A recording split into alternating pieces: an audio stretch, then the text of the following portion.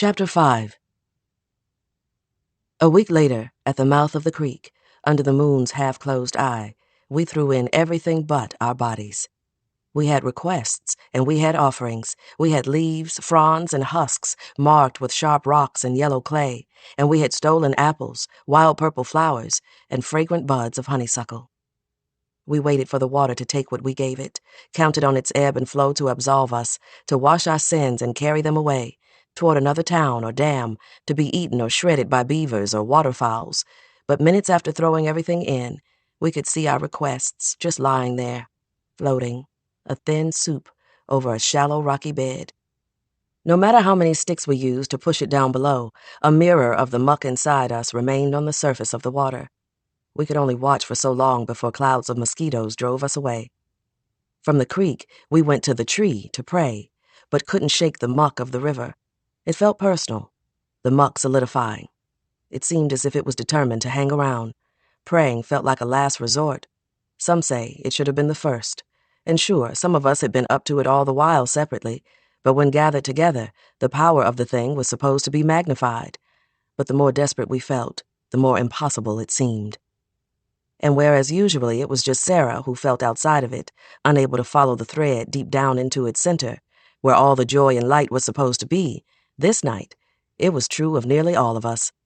First, Junie wouldn't sing the song, and Nan had forgotten the oil, and Patience led the prayer at whisper level, her voice getting lower and lower as she went on.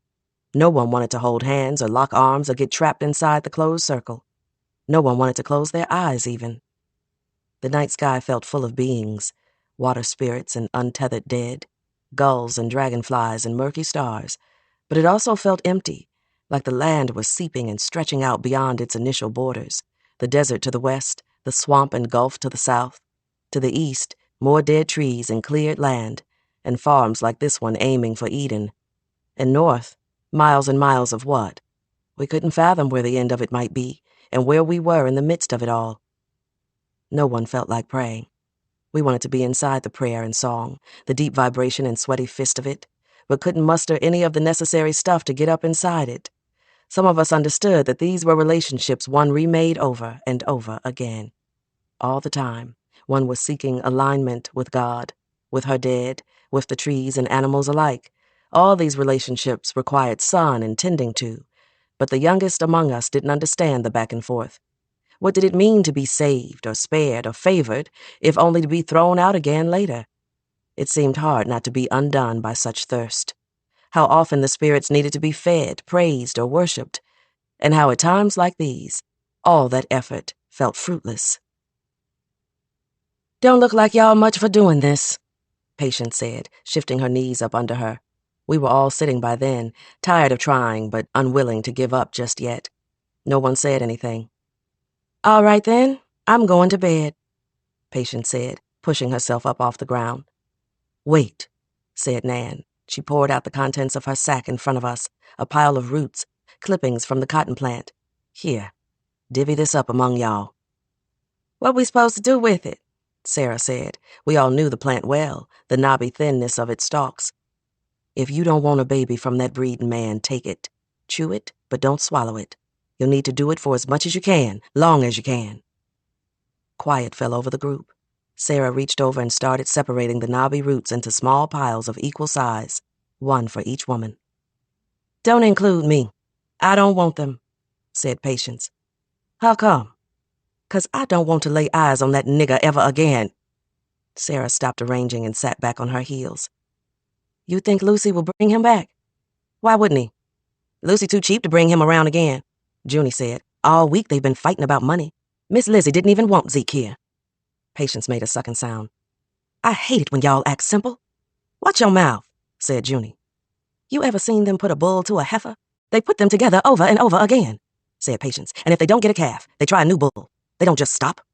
No one moved or spoke, the humid air settling thicker now, as if her words had sucked up all the good breathing air.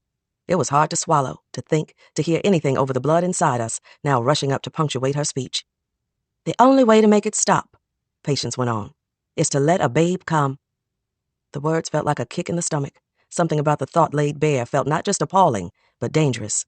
It didn't feel like a careless thought, or even just a likely possibility. It felt like a prophecy. and from the one woman who swore she didn't believe in them, didn't believe any who said they were born under the call and had the ability to see what others couldn't. And maybe that's why it felt more solid, more akin to fact than fraught speculation. Junie reached toward the pile of roots and pulled them toward her.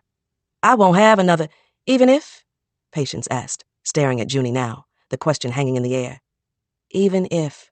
Zeke's lucky he's still catching breath. May not hold true next time. Sarah turned her face away. She didn't know who or what to listen to. Everything they said made sense and no sense at all, and both possible futures were terrifying. She pressed her fingers into the dirt, the soil underneath cool and moist on her fingertips. She hoped her dead would rise up and speak to her through the soil. She figured all she could do was hold off the horror that seemed the closest. Zeke might come back, but he might not. A child born of him, though, would be here longer. Sarah reached over and pulled a pile of roots toward her. Patience shook her head. Simple as can be, I declare. Alice nodded in agreement with Patience. Nan, who had been quiet this whole time, leaned forward and spoke. Make up your own mind, but I think y'all have a better chance of the man not returning if y'all all go the same way. How you figure? Asked Patience. If you grow big and the others don't, Nan began, then Lucy thinks something probably wrong with them. Maybe they can't have any more children or caught some women's disease. But if none of y'all bear fruit, then he'd think maybe something wrong with Zeke. But he's had to give women plenty of children before, or else he wouldn't be the traveling nigger.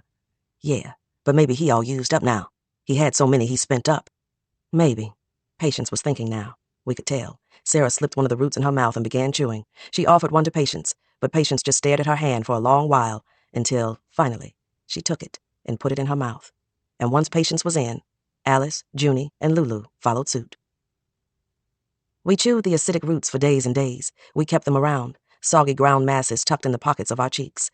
The constant chewing made our faces tired, our breath sour, our teeth yellow. But they dulled hunger, dulled the mind just enough to lower the worrying pitch.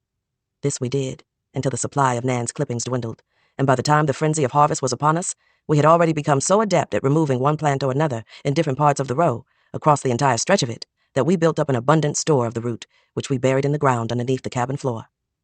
And when Lucy hired on some workers to help with the picking, the pitch of our worry increased, as we worried the 3 men might be brought on for some alternative purpose. But we rarely saw them. We worked together in one group, and they another. And we held on to the fact that they were never introduced to us as one thing or another, that we were never even told their names or what farms they came from, as proof that they were just passing through, and we should regard them as no more than a cloud drifting over.